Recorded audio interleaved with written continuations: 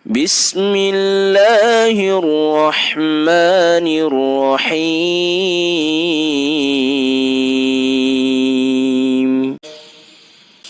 Inna khalaqnal insana min nutfatin amsyajin nabtalihi faja'alnahu sami'an basira. Yang artinya, sesungguhnya kami telah menciptakan manusia dari setetes mani yang bercampur, yang kami hendak mengujinya atau dengan perintah dan larangannya. Karena itu kami jadikan dia mendengar dan melihat. Quran Surat Al-Insan ayat 2. Pandangan Islam, Al-Quran atau nakal menggolongkan manusia ke dalam kelompok hewan, selama manusia mempergunakan akal dan karunia Tuhan lainnya. Namun, bila manusia tidak mempergunakan akal dan berbagai potensi pemberian Tuhan yang sangat tinggi nilainya, seperti pemikiran, kalbu, jiwa, raga, serta panca indera secara baik dan benar, ia akan menurunkan derajatnya sendiri menjadi hewan, sebagai firman Allah Subhanahu wa Ta'ala dalam Al-Quran Surat Al-A'raf ayat 179 yang artinya, dan sesungguhnya kami jadikan untuk atau isi neraka jahanam kebanyakan dari jin dan manusia. Mereka mempunyai hati tetapi tidak dipergunakannya untuk memahami ayat-ayat Allah, dan mereka mempunyai mata tetapi tidak dipergunakan untuk melihat tanda-tanda kekuasaan Allah, dan mereka mempunyai telinga tetapi tidak dipergunakan untuk mendengar ayat-ayat Allah. Mereka itu sebagai binatang ternak, bahkan mereka lebih sesat lagi. Mereka itulah orang-orang yang lalai.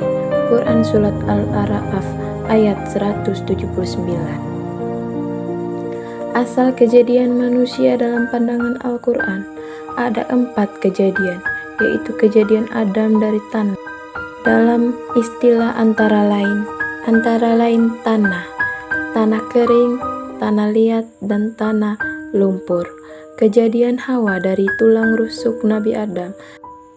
Kemudian hasil dari pernikahan atau hubungan seksual, maka terjadinya pembaruan antara sperma lelaki dan ovum atau sel telur wanita di dalam rahim, kemudian berproses hingga mewujudkan bentuk manusia yang sempurna.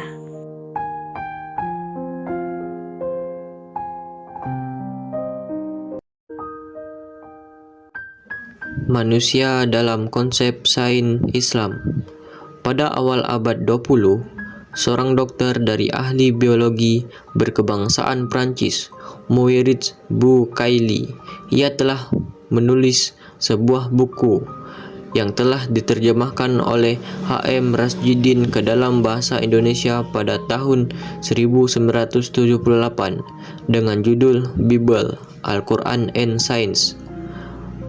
Dalam buku ini menjelaskan tentang fase-fase perkembangan manusia dari mulai embrio menurut Al-Quran, penyelidikan para ahli biologi dan kedokteran. Bucaille mengatakan manusia terjadi melalui proses-proses lazim dan umum terjadi bagi hewan yang menyusui.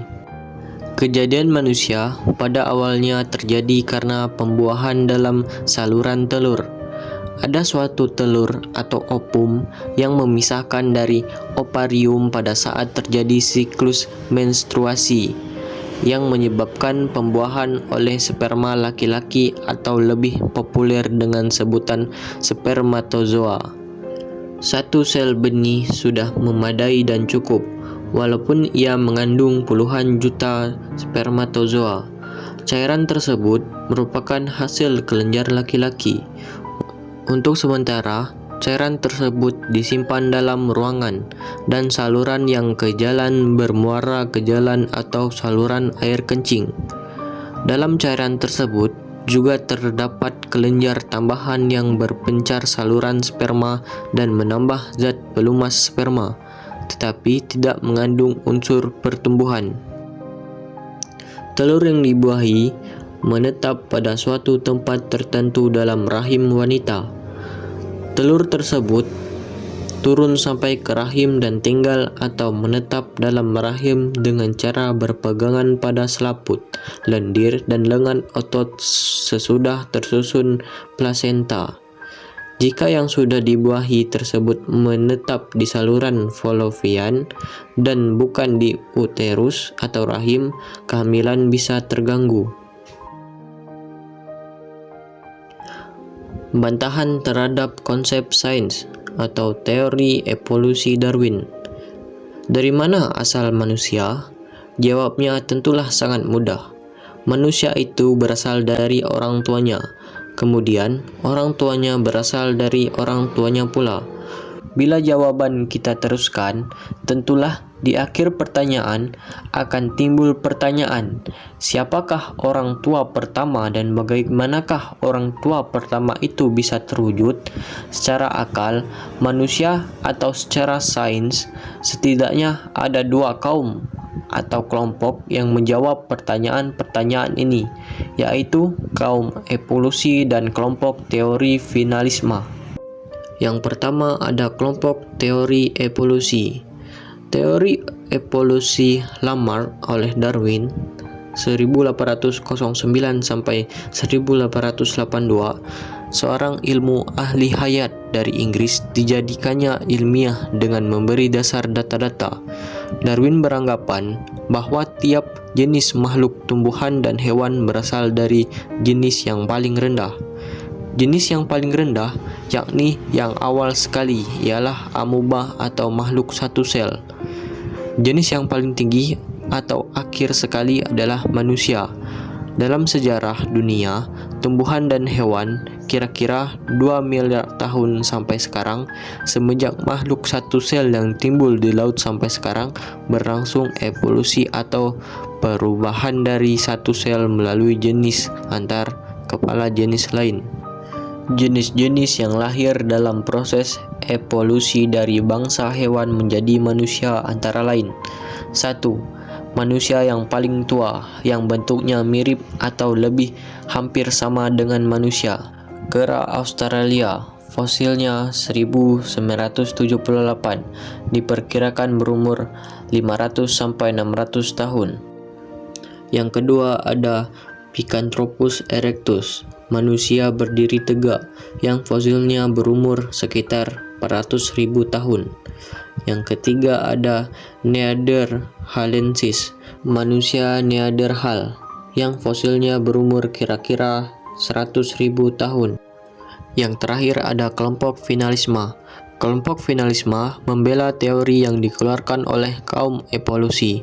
Menurut kelompok finalisme, kalaulah dalam 2 miliar tahun terakhir sejarah bumi berlangsung evolusi dunia hewan dengan teratur, yang 350 abad yang lewat berujung pada jenis manusia budiawan. Tentu wajar kalau kita menduga bahwa di masa yang akan datang akan lahir jenis baru yang berbeda sekali dari jenis manusia yang sekarang. Kesimpulannya adalah bahwa menurut Islam, manusia pertama yang diciptakan ialah Adam, yang diciptakan dari tanah. Yang kedua ada Hawa, diciptakan dari tulang rusuk Adam. Dan yang terakhir ada manusia pada umumnya, diciptakan melalui proses kehamilan.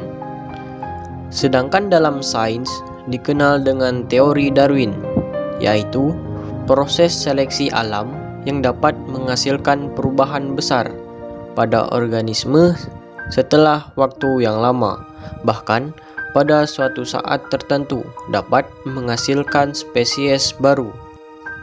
Saran dari video ini adalah, kita adalah sebaik-baiknya makhluk ciptaan Allah. Kita mempunyai bentuk yang sempurna, mempunyai fikir dan akal. Seharusnya kita sebagai manusia yang berakal baik, kita menjaga dan melestarikan sumber daya yang kita miliki. Selain itu, Tidak lupa kita tetap belajar dan menuntut ilmu demi kemajuan bangsa.